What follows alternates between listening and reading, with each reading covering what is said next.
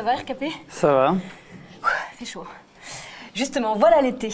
On aperçoit le soleil, les nuages filent et le ciel s'éclaircit. Et dans ma tête qui bourdonne, les abeilles. Voilà, j'ai les négresses vertes dans la tête. Les négresses vertes qui ne se doutaient probablement pas en 88 que les abeilles 20 ans plus tard seraient une espèce en voie de disparition, notamment à cause des néonicotinoïdes. Et ça me permet de rappeler que Reda Settar avait reçu en avril Jean-Marc Bonmatin, chercheur au CNRS à ce sujet, à retrouver sur le site du Média. Donc oui, depuis ce matin, j'ai les négresses vertes dans la tête. Du coup, je me suis dit que j'allais m'en servir comme une petite introduction à cette dernière météo de la saison.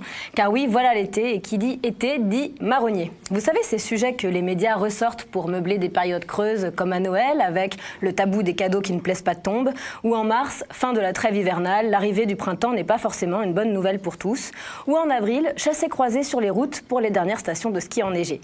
En juin, on a les perles du bac, et l'été, on a les bouchons sur les autoroutes avec des envoyés spéciaux au péage de Saint-Arnoux dans les Yvelines.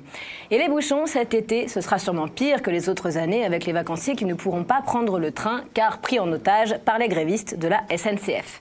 À ce sujet, celui du prolongement de la grève cet été, je vais simplement rappeler la phrase de Mathieu Bolreda, secrétaire CGT des cheminots de Versailles, qui est venu vendredi dernier sur ce plateau.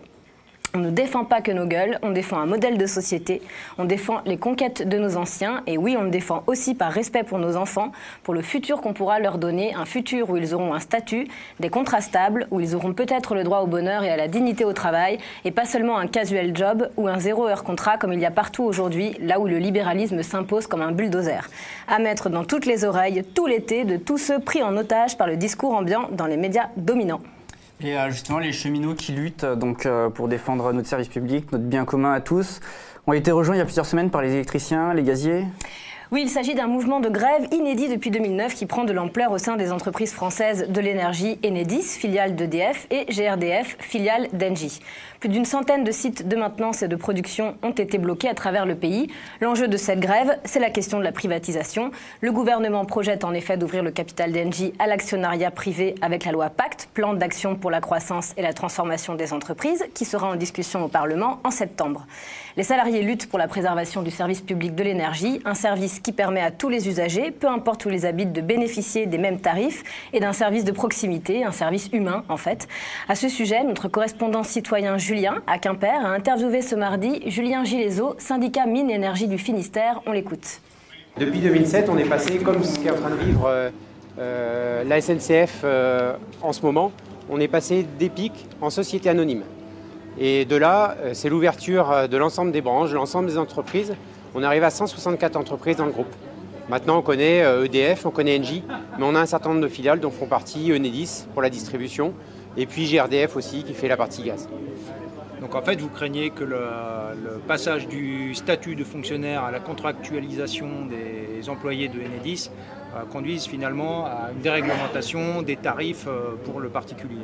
Oui, c'est ça. En fait, on voit déjà les premiers effets. Une augmentation des tarifs depuis 2005 et encore plus depuis 2007. 70% d'augmentation sur le gaz, 30% pour l'électricité et très peu d'amélioration sur les prestations aux usagers. On vend des services, on vend un certain nombre de prestations autour. Par contre, la qualité au quotidien, il n'y a pas d'amélioration.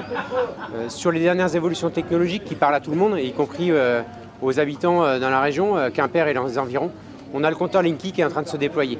Ce compteur, c'est demain de la gestion à distance sans que les clients ne voient qui que ce soit, les usagers ne verront plus d'agents au quotidien. On est en train de quitter la proximité et puis ce service, ce contact physique. On aura de la gestion, ce qu'on peut connaître chez France Télécom, ce qu'on peut connaître pour l'eau, la gestion via des plateaux téléphoniques et on en voit bien les limites du système. Alors, dans les médias, on lit partout que les manifestations d'hier qui ont eu lieu dans toute la France, à l'appel de la CGT, de FO, et qui ont vu défiler ensemble cheminots, électriciens, gaziers, étudiants, dockers, on fait office de baroud d'honneur ? Oui, les médias n'ont de cesse de relayer la faible participation à la mobilisation d'hier, au lieu de faire remarquer que les manifestants sont toujours là pour prendre la rue, pour défendre le système social français. Il ne s'agit pas d'un dernier baroud d'honneur, mais d'un signal puissant pour faire comprendre au gouvernement que ceux qui luttent pour défendre notre service public lutteront jusqu'au bout, qu'il y aura des actions cet été et qu'ils préparent également la rentrée, avec notamment la question des retraites, pour lesquelles il faudra aussi lutter. Comme l'a dit hier sur le plateau Béranger Cernon, le gouvernement gouvernement a gagné une bataille, mais ce n'est qu'une bataille. Macron n'a pas fait plier le genou aux cheminots. Les cheminots sont toujours autant déterminés. Alors, ce n'est pas parce que c'est la dernière météo sociale de la saison qu'on arrête de suivre les luttes dans le monde. Tu vas nous parler maintenant de mobilisations qui sont actuellement en cours ailleurs et qu'il faudra bien sûr suivre attentivement. Oui, il n'y a pas qu'en France que les citoyens luttent pour leurs droits. On vous propose un feu d'artifice de lutte dans le monde. Alors, en Belgique, une grève du rail a débuté ce jeudi pour dénoncer le fait que tous les cheminots ne figurent pas sur la liste des métiers pénibles censés servir au calcul de leur pension. En Allemagne, les personnels soignants des hôpitaux grondent aussi contre le manque de moyens humains, matériels et financiers. Chez Ryanair, des mouvements de grève peuvent venir de partout cet été, notamment d'Allemagne et d'Irlande.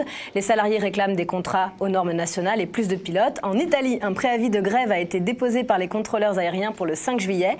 Les syndicats déplorent les projets de privatisation et de libéralisation et des conditions de travail pénibles. En Algérie, les médecins résidents réclament un réaménagement du service national et du service militaire. Ils ont accepté à la demande du gouvernement de suspendre leur mouvement de grève qui durait depuis 7 mois.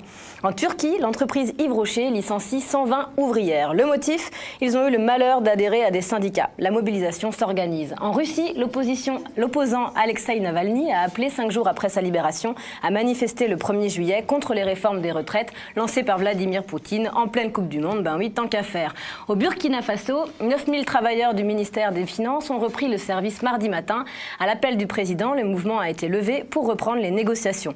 En Angola, l'association Iris Angola, chargée de défendre la communauté LGBT, a enfin obtenu une reconnaissance légale après 3 années d'existence. Aux États-Unis, 600 femmes se sont introduites jeudi au Sénat pour protester contre la séparation des familles de migrants et leur renvoi en centre de détention. Dans le même temps, en Californie, 120 000 employés de Disneyland, qui va bénéficier d'1,5 milliard de baisse d'impôts, ont signé une lettre visant à réclamer des salaires permettant de vivre. En Chine, un vent de révolte inédit et organisé sur les réseaux sociaux émane des camionneurs, en cause la hausse du prix du carburant. Et en Argentine, ce lundi, les syndicats ont mené un mouvement de grève générale paralysant le pays pendant 24 heures. Un mouvement organisé pour protester contre le FMI et les politiques d'austérité.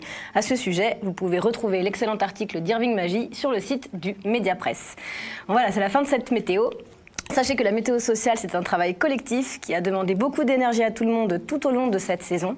Un immense merci à Germain pour les cartes et le générique, à Jacques pour le graphisme, à Irving pour son aide très précieuse, notamment sur la météo internationale, à Adri pour son travail et sa patience, à Hugo pour la vidéo, aux socios bénévoles aussi qui sous-titrent la météo chaque semaine en français, anglais, italien, espagnol. Merci beaucoup. Merci à toi, Julie, pour cette dernière météo. Ah, merci. Rendez-vous hebdomadaire qui était toujours très attendu. On te retrouve à la rentrée ? Ouais, sans faute.